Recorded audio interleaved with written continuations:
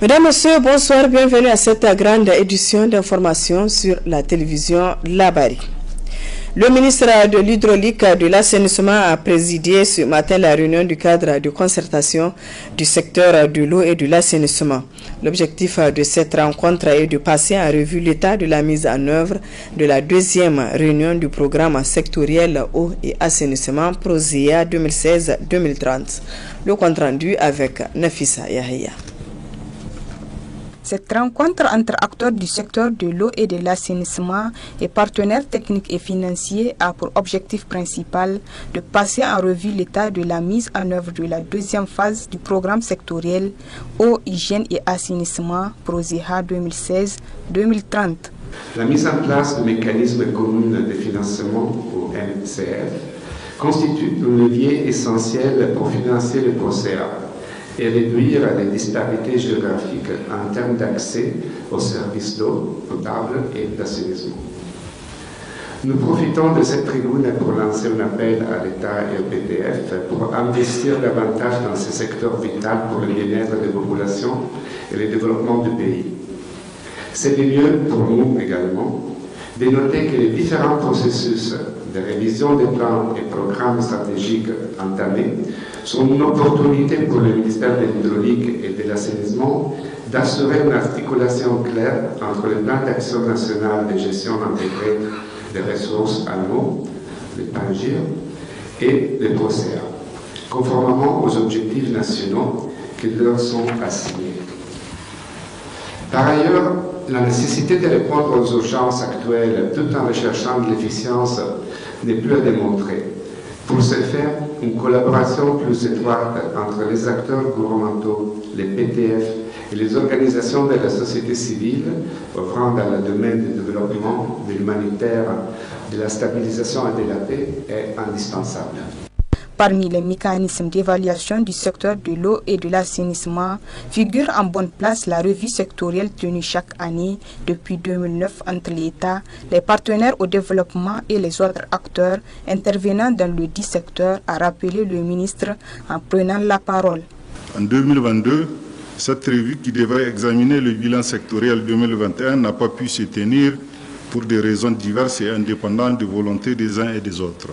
Il s'agit de présenter le bilan sectoriel de l'année 2021 en termes de réalisation physique et des indicateurs, le bilan de réalisation physique de l'année 2022 et la programmation 2023, la programmation ascendante 2023-2025 et les documents de programmation pluriannuelle des dépenses 2023-2025.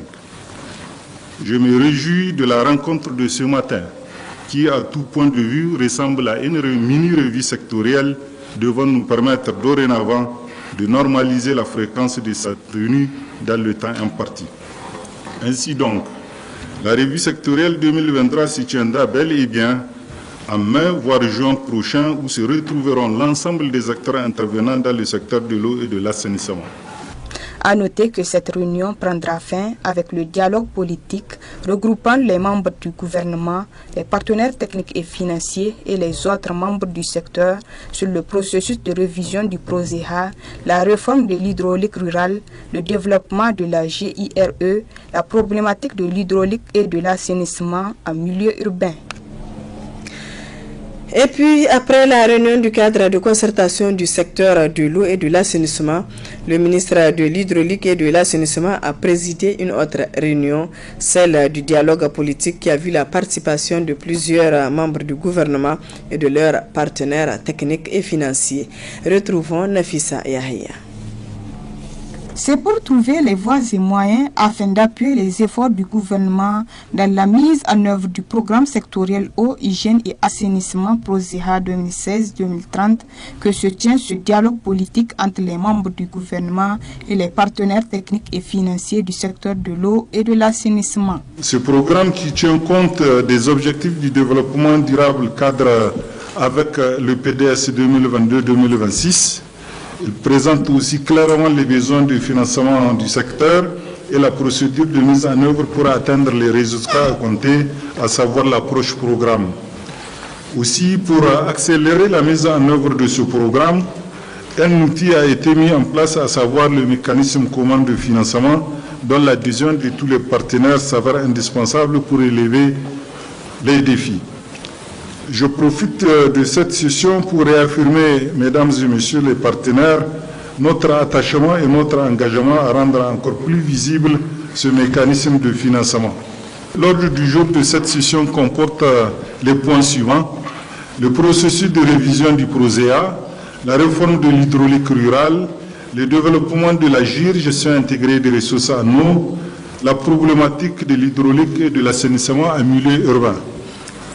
Je voudrais, avant de passer à l'examen de ce point, réitérer, au nom de son Excellence, Monsieur le Président de la République et Monsieur le Premier ministre chef du gouvernement, remercier très sincèrement nos partenaires du secteur de l'eau et de l'assainissement. Le chef de file des partenaires techniques et financiers a enfin lui réaffirmé leur engagement au gouvernement nigérien, lequel engagement est de trouver les solutions à même de rendre le secteur de l'eau et de l'assainissement très performant et enviable. Le lundi dernier, l'Union des étudiants nigériens à l'université de Niamey, UNUN, était face à la presse pour une déclaration. Dans sa déclaration, l'UNUN est revenu sur les propos jugés discourtois du diplomate français au Niger, ce qui a suscité ce reportage signé Boubacar Ibrahim. Le comité exécutif met en garde celui-ci, dont son histoire est d'ailleurs connue en Afrique. S'il faudrait le rappeler, il faudrait rappeler à cet ambassadeur que le peuple du Niger a existé avant de croiser le chemin de la France. Et le peuple du Niger existera même après une rupture avec la France. C'est ainsi qu'a réagi l'Union des étudiants nigériens à l'université de Niamey face aux propos tenus par l'ambassadeur de France au Niger dans un de ses tweets. Dans sa déclaration du lundi 13 février 2023 tenue à l'effet de mésestimer la situation sociopolitique du pays, l'Union des étudiants nigériens à l'université de Niamey s'est montrée ferme face aux ajustements devenus fréquents du diplomate français. Une réaction plutôt bien perçue des acteurs sociaux nigériens. Les propos de ce monsieur prouvent à suffisance son niveau d'instruction.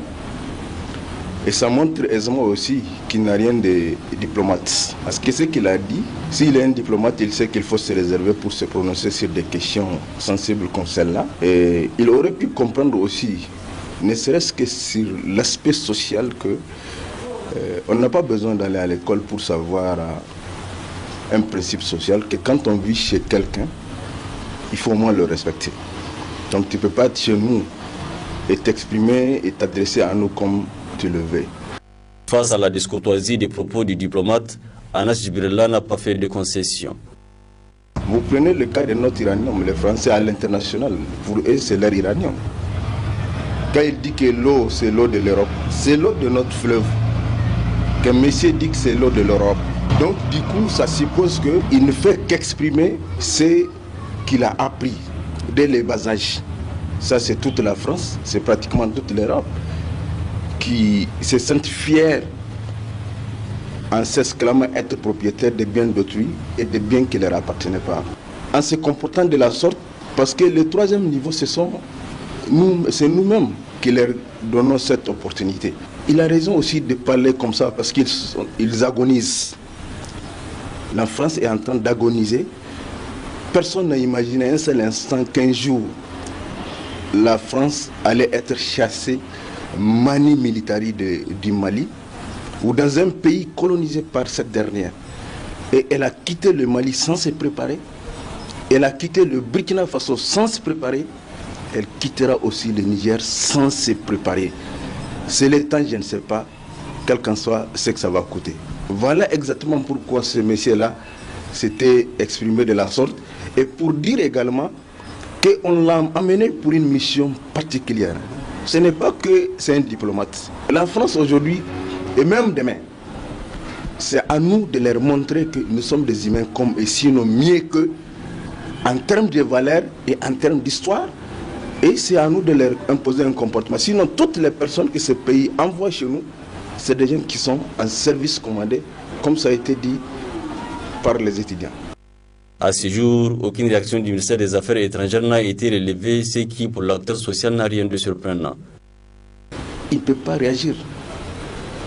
Vous voyez, quand on amasse nos chefs d'État, on les réunit à Paris, pour leur dire venez, je vais vous parler. Mais c'est comme le président de la République du Niger convie ses cadres. Quand il les convie, tu n'as pas ton mot à dire. Donc c'est la même façon que quand ce monsieur s'est exprimé, il ne s'était pas exprimé en pensant qu'il s'adresse à d'autres citoyens. Il ne s'était pas exprimé en pensant qu'il s'adresse à un État. Non. Il s'était exprimé en pensant qu'il s'adresse à des soumis, à des gens qui n'ont pas d'État, qui n'ont pas de fierté, qui n'ont pas de souveraineté, d'autant plus que nous-mêmes, nous l'avons exprimé à travers nos premiers dirigeants.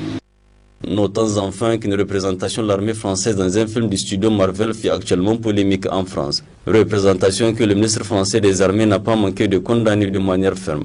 De quoi servir d'exemple pour les autorités nigériennes. Et puis je vous donne la lecture de ce communiqué de presse de la Commission nationale des droits humains CNDH. Le communiqué est ainsi libellé.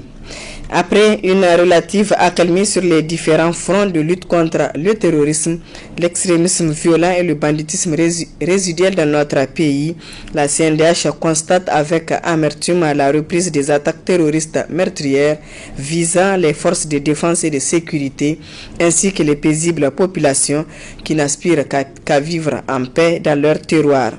Ainsi, dans la journée du 10 février 2023, nous voyons soldats de l'opération Al-Mahaoua en patrouille aux alentours de la localité d'Intagamay, non loin de la frontière malienne, dans le département de Bani Bangou, sont tombés dans une embuscade terroriste lâche et barbare.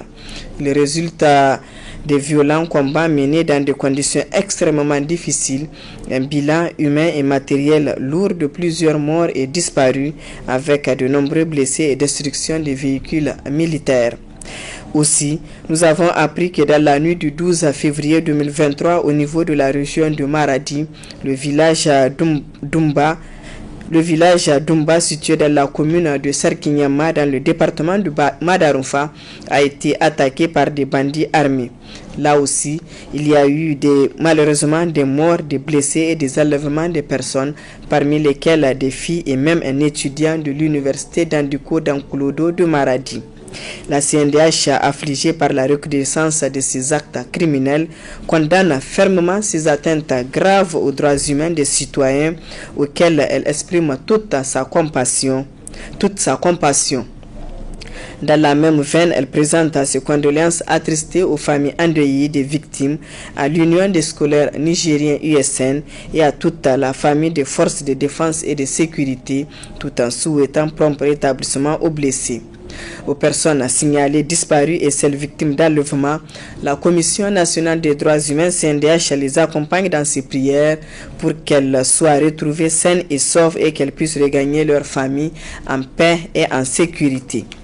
À nos soldats qui, au prix de leur vie, continuent de se battre avec l'ennemi pour notre sécurité, la Commission nationale des droits humains CNDH relève leur courage, leur héroïsme, leur patriotisme ainsi que les sacrifices consentis au quotidien pour nous permettre de vivre en paix. La CNDH les assure de son soutien indéfectible et les encourage à persévérer dans leur noble tâche de préservation de la sécurité des personnes et des biens sur l'ensemble du territoire national. Préoccupée par cette situation sécuritaire endémique, la Commission nationale des droits humains CNDH, après une analyse approfondie, réitère son appel à une union sacrée de tous les Nigériens autour des valeurs de la République et celles de notre société, afin qu'ensemble nous intensifions les prières pour conjurer le mal qui guette notre pays. La Commission nationale des droits humains CNDH, toujours soucieuse de la protection et de la promotion des droits humains dans le souci de rechercher un retour durable à la paix, propose que soient créées les conditions d'un dialogue sincère entre les populations afin de promouvoir la confiance entre elles d'abord et entre elles et les forces de défense et de sécurité ensuite. Par ailleurs, la CNDH préconise que les politiques en matière de défense et de sécurité déterminées au niveau national, régional et départemental à travers le Conseil de sécurité tiennent compte des avis et besoins des populations, des communes et villages qui sont les plus exposés afin de faire l'adéquation entre les moyens et les besoins pour atténuer les attaques terroristes. C'est une œuvre de longue haleine qui à terme portera ses fruits. Signé donc le président de la Commission nationale des droits humains, Mati El Haj Moussa. C'était là un communiqué de la Commission nationale des droits humains. Autre aspect de cette édition clôture hier après-midi du Forum international sur la résilience urbaine au Niger face au changement climatique organisé par l'Agence de modernisation des villes. Une initiative qui a permis d'explorer les innovations basées sur les tendances pour lutter contre la fragilité et renforcer la résilience durable au niveau des villes du Niger. Le compte rendu avec Hamza Sakou. D'intenses travaux ont marqué ce forum international sur la résilience urbaine face au changement climatique, ayant arrêté la participation de plusieurs experts venus de l'international et des cadres techniques des 8 régions du pays. Ainsi, la réussite de cette première édition ne laisse pas indifférent l'initiateur. Je salue ici la présence des maires qui sont restés avec nous.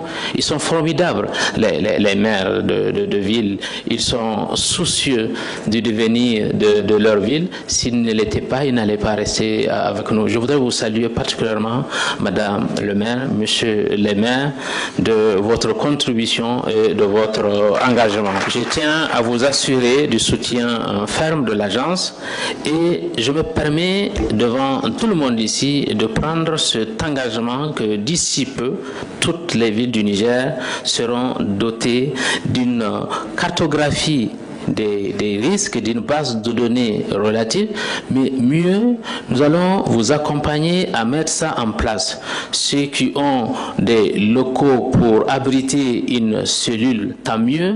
Ceux qui n'ont pas de locaux, nous allons vous accompagner à la construction de ces locaux, à l'équipement de ces locaux et au renforcement d'une ressource humaine susceptible de porter ce projet pour vous aider à prendre les décisions de construction de vos territoires. Et je ne finirai jamais de vous remercier tous, hommes, femmes, jeunes, chercheurs, experts et porteurs de projets. Infiniment merci. Je suis sincèrement séduit par votre investissement et je vous aime énormément. Pour le ministre de l'Action humanitaire et de la gestion des catastrophes, c'est un sentiment de réjouissance qui l'anime. Je me réjouis et je dis tout est bien qui finit très bien. On avait lancé ce forum comme bien important et l'engouement avec lequel j'ai vu les gens s'inscrire au niveau des différents groupes, la restitution que nous venons de voir en est un témoin, ne peut que agrandir ma satisfaction. Je suis très satisfait du résultat que nous avons atteint. Je voudrais profiter pour remercier le directeur général pour toutes les offensives qu'il a eu à faire pour mobiliser tous ses partenaires, qu'ils soient nationaux ou internationaux, qui ont bien voulu faire le déplacement pour ce forum international que nous venons donc de terminer et que nous allons tout de suite conclure. Je le remercie parce qu'il y a eu beaucoup de forums au Niger, mais celui-là a quelque chose de particulier. D'abord, c'est un forum qui s'inscrit dans le temps. Ensuite, c'est un forum qui s'inscrit dans le cadre de plusieurs acteurs qui travaillent dans une activité qu'on appelle transversale, c'est-à-dire la gestion des risques de catastrophes. Et je me réjouis de voir que tous ces partenaires se sont retrouvés autour des 4 thèmes que nous avons vus pour pouvoir faire des propositions et des recommandations que nous devrons prendre en charge très rapidement. Pour marquer le passage des hôtes à Niamey et des participants à ce forum, des cadeaux et attestations leur ont été offerts par l'Agence de modernisation des villes. Du public reportage dans cette édition et c'est pour parler de la reprise des vols de la compagnie Niger Airlines. Après plusieurs mois d'absence dans l'espace aérien nigérien, la compagnie de Abdulaziz Larabou a repris les airs avec un vol Niamey-Agadez. Le reportage est signé notre confrère du Canal 3 Niger, Seyni Amadou.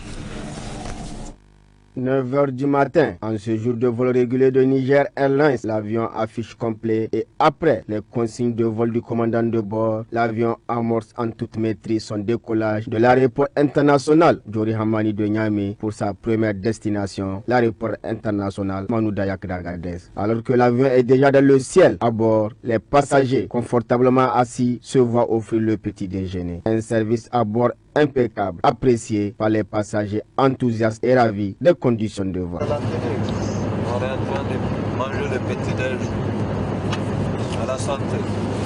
Donc je m'appelle Frédéric, je fais mon voyage Agadez-Niamey sur Niger Airlines et que voilà, tout va bien, tout se passe bien, dans la bonne humeur. Très bien, un personnel très formé, très aimable. Il y a un service de très bonne qualité et en plus nous sommes très à l'heure. Je suis arrivé de Niamey la semaine dernière par le même vol. Je suis en train d'y retourner. Je trouve que le vol est assez correct. L'appareil est assez performant. 2 heures plus tard, c'est en douceur et toujours en maîtrise que l'avion atterrit à Agadez. Je prends Niger Airlines depuis plusieurs années. En tout cas, moi j'ai beaucoup apprécié les services, l'accueil, les pilotes même d'ailleurs qui sont très gentils et très excellents. En tout cas en matière de pilotage d'avion, c'est surtout ça en tout cas qui nous rassure beaucoup. Une navette dominicale, Niamey, Agadez, Zender, Maradi, Niamey, est le leader du transport aérien au Niger. Niger Airlines effectue tous les lundis, mercredis, vendredis et dimanches dans le plus grand professionnalisme, alliant expertise et innovation pour toujours et encore satisfaire sa clientèle dans le confort et la sécurité et aussi le respect des normes internationales régissant le secteur des transports aériens. Qui rassure davantage les passagers dont la confiance à l'endroit de Niger Airlines ne fait que s'accroître. Nous allons continuer d'affréter ces vols. Niger Airlines est en train d'innover. Moi je suis un client régulier de Niger Airlines. Je constate chaque jour beaucoup d'améliorations dans la prestation. Je remercie quand même. Tout simplement, ils se sont bien occupés de moi. Dès mon arrivée à l'aéroport, jusqu'à ce que je reste dans l'avion. Le décollage, l'atterrissage était parfait. C'est ma deuxième fois de prendre Niger Airlines et vraiment... Des passagers qui nourrissent de nobles vœux et ambitions à Niger Airlines pour qu'elle puisse voler encore plus haut et plus loin. J'aimerais qu'il y ait plus d'avions, qu'il y ait plus de vols. Vers Agadez et retour, ce serait bien qu'il y ait plus de fréquences. On doit l'aider, on doit le subventionner pour quand même améliorer ce qu'il est en train de faire. Nous ne pouvons qu'encourager cette compagnie et surtout l'encourager à multiplier les vols à l'intérieur du pays. Avoir beaucoup plus d'attention à l'endroit des clients pour pouvoir assurer plus longtemps la qualité du service et assurer une fidélisation des clients. Donc vraiment on fait que les remercier et je souhaiterais quand même qu'ils continuent. Je ne regrette pas, c'était parfait. Vraiment bon vent à eux. De dire à cette compagnie ou à ces responsables de cette compagnie de garder les mêmes rythmes. En tout cas, nous on ne se plaint pas de leurs prestations. Des ambitions à la portée de Niger Airlines, dotés d'avions ultramodernes et confortables, des membres d'équipage expérimentés et aguerris, d'une administration accueillante et professionnelle, la vision éclairée du président directeur général de la compagnie, Abdul Aziz Larabou, qui n'a pas hésité, il y a une décennie de cela, d'investir dans un secteur de l'aviation civile très complexe et en crise. Aujourd'hui, son audace a payé, car Niger Airlines est un fleuron de l'aviation civile nigérienne, une fierté nationale qui n'a rien à envier aux autres grandes compagnies aériennes africaines et qui ne cesse d'attirer l'attention et forcer le respect et l'admiration des partenaires internationaux, fascinés par son sérieux et son expérience avérée en matière de prestations de services de qualité remarquables pour transporter les passagers dans le confort et la sécurité. Le projet de résilience agro-silvopastorale à Ouest Niger Repos a permis de restaurer environ 200 hectares d'aires de pâturage. Dans le département de Dogondouchi, les activités de récupération des terres contribuent à renforcer la résilience des populations.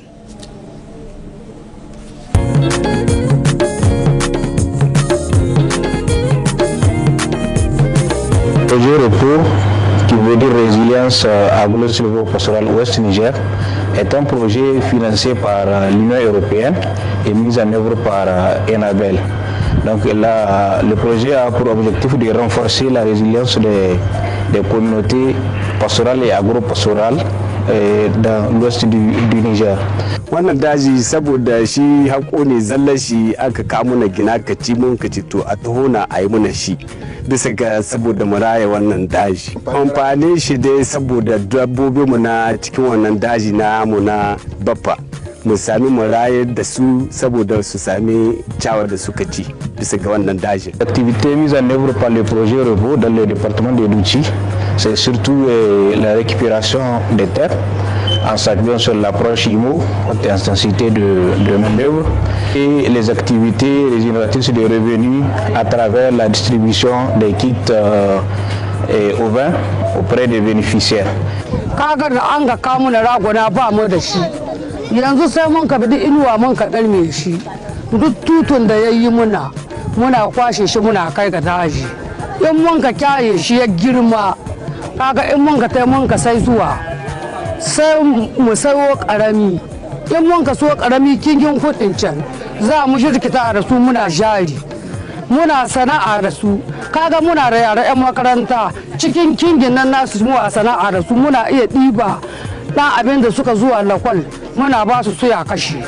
Elle a intervenu sur l'environnement et en ce qui concerne l'environnement, vraiment ils ont restauré près de 200 hectares sur le même site de Bafa.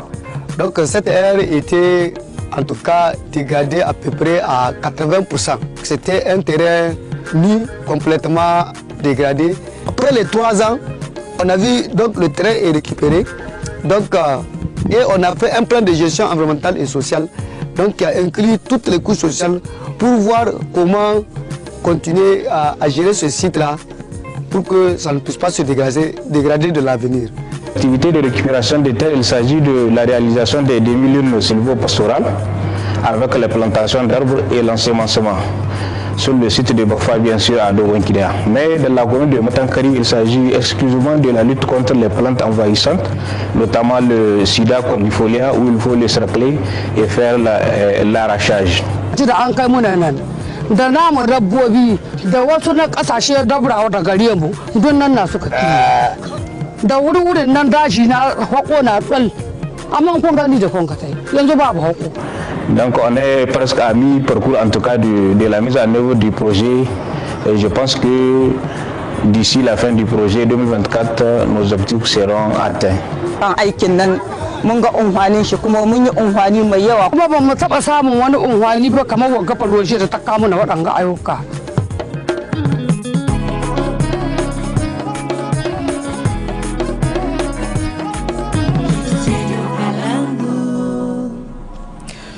Place à présent au rendez-vous hebdomadaire de la chronique juridique dont le numéro d'aujourd'hui traite de la tentative punissable au regard du code pénal. Le sujet est traité par maître Ahmed Mamana, avocat à la cour. Très bonne réception.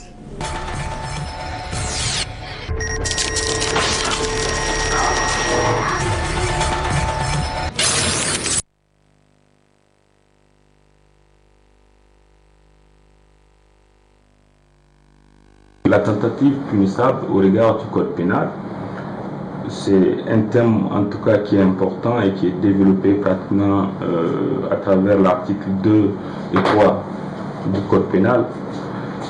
Il faut entendre d'abord par tentative en matière de droit pénal, c'est tout agissement en tout cas qui concourt à la commission d'une infraction et dont il n'a manqué son effet qu'à travers ou que par la suite des circonstances indépendantes de la volonté de l'auteur. Cela veut dire que l'auteur de cette tentative avait agi, avait eu certains agissements qui conduisent directement à la commission de l'infraction, mais malheureusement pour lui, l'infraction ne pouvait en tout cas commettre, l'acte qu'il souhaitait commettre ne pouvait être atteint à partir du moment où il y a des circonstances qui sont indépendantes de sa volonté. Et dans ce cas de figure, on parle de tentative qui est punie par la loi. il faut peut-être rappeler que la tentative du point de vue de notre code pénal en matière criminelle, c'est qu'elle est d'office punissable. On n'a pas besoin d'un texte spécial pour la répréhension de la tentative en matière criminelle. Parce que le code dit clairement qu'en matière criminelle, elle est punissable. Maintenant, s'agissant de la tentative en matière délictuelle pour les délits, là, le code pénal a apporté une précision en disant clairement que la tentative en matière délictuelle doit être prévue par un texte spécial. Pour chaque infraction, il faut qu'on dise que sa tentative est punissable. C'est dans ces conditions qu'on peut toutefois réprimer la tentative délictuelle. Maintenant, en dehors de ces deux cas, peut-être c'est d'aborder la question sur les contraventions. En tout cas, la loi n'a pas prévu de tentative en matière contraventionnelle, ce qui fait que la contravention est exclue du champ d'application de tentative punissable. Donc, la tentative, il faut le dire, la tentative punissable doit regrouper deux conditions pour qu'elle puisse être caractérisée ou constituée. C'est notamment ce que je disais tout à l'heure, un commencement d'exécution, l'absence de désistement volontaire. Il faut qu'il y ait ces deux conditions pour qu'on puisse parler de la tentative qui est punissable. Qu'il y ait un commencement, en tout cas qui concourt vers la commission de l'infraction, et que de l'autre côté, que le désistement de l'auteur de l'infraction soit involontaire. C'est en ce moment qu'on peut parler de tentative punissable. Dans cette foulée, il faut peut-être aussi parler de la théorie des actes préparatoires. Parce qu'on peut être dans une situation où, concrètement, on n'est pas dans la phase du commencement d'exécution, mais nous sommes dans les actes préparatoires. Les actes préparatoires, en tout cas, ne sont pas punissables du point de vue de la loi. Je vais vous donner un exemple. Le fait de se rendre au marché, payer un couteau, ayant déjà en tête un projet d'assassinat, le fait d'aller payer ce couteau au marché et de revenir à la maison en attendant l'exécution de ce marché et de l'exécution de cette infraction ne fait pas, en tout cas, ne constitue pas un commencement d'exécution qui pouvait être réprimé. Non, il s'agit d'un acte préparatoire qui n'est pas punissable. Si c'est à partir de l'achat de ce couteau que vous êtes arrêté, on ne peut pas considérer que vous êtes en faute ou bien qu'il y ait tentative. Non, il va falloir que vous soyez dans le commencement d'exécution. Par exemple, après l'achat de ce couteau, que vous preniez ce couteau et que vous vous dirigez directement vers votre cible, là vous êtes dans la phase du commencement d'exécution qui lui plutôt le commencement d'exécution est réprimé, sauf s'il y a un désistement volontaire. Par exemple, vous pouvez avoir l'idée d'aller voler dans une boutique, vous venez, vous trouvez même un cadenas à cette boutique, vous commencez à cambrioler cette boutique et au fond de vous, vous dites, bon, ce n'est pas bien ce que je fais, je me rétracte. À partir du moment où vous vous retirez, là on parle de désistement volontaire, la tentative n'est pas constituée, on ne peut plus être dans cette situation où on peut être condamné. Mais quand c'est le bruit d'une personne qui passait, qui vous a fait, en tout cas rétracter, qui vous a amené à abandonner votre projet, c'est que là, ce n'est plus un désistement volontaire, mais c'est un désistement involontaire. Cela veut dire que la tentative, à ce niveau, elle est constituée et elle est réprimée par la loi. Donc, en dehors de cette théorie des actes préparatoires, il faut peut-être aussi aborder la question de la répression. La répression de la tentative de crime ou de délit est en réalité punie de la même peine que celle qui est prévue pour les auteurs principaux. Donc la peine qui est prévue pour l'auteur principal d'une infraction est la même qui est prévue pour celui qui tente de commettre cette infraction. C'est ce que le code pénal en tout cas a prévu, notamment en matière de tentative. Donc, en dehors de la répression, il faut peut-être évoquer aussi certaines théories, notamment la théorie d'infraction impossible et celle d'infraction manquée. L'infraction impossible est aussi réprimée. Les gens vont se demander c'est quoi une infraction impossible et pourquoi encore une infraction impossible serait-elle réprimée. L'infraction impossible, l'exemple parfait, c'est de tirer sur un cadavre, mais en pensant que c'était une personne qui était en vie. Vous avez le projet de tuer cette personne, vous venez vous tirer sur ce cadavre, pensant que c'était une personne qui était en vie. C'est évidemment une infraction impossible parce qu'on ne peut pas tuer un cadavre, on ne peut pas tuer un mort. Quelqu'un qui est déjà mort, on ne peut pas le tuer. Donc, même dans ce cas de figure, la loi dit clairement que l'infraction impossible, parce que c'est indépendant de votre volonté, vous ne savez pas que cette personne était morte, donc l'infraction est réprimée. En dehors de cette infraction impossible qui est réprimée, il y a aussi l'infraction manquée. Vous pouvez venir, en tout cas, être dans une situation où vous tirez sur une personne, mais par le concours des circonstances, cette personne esquive votre balle. Là, vous avez déjà tiré. Nous sommes déjà dans le commencement, on est même très loin dans le commencement d'exécution parce que vous avez déjà tiré votre arme. Mais malheureusement pour vous, vous ne pouvez pas atteindre cette personne parce qu'elle avait esquivé ou il y a une circonstance qui a fait en sorte que vous ne l'avez pas atteint. Donc, même dans ces circonstances d'une infraction manquée, et la tentative est constituée et elle est réprimée du point de vue de la loi.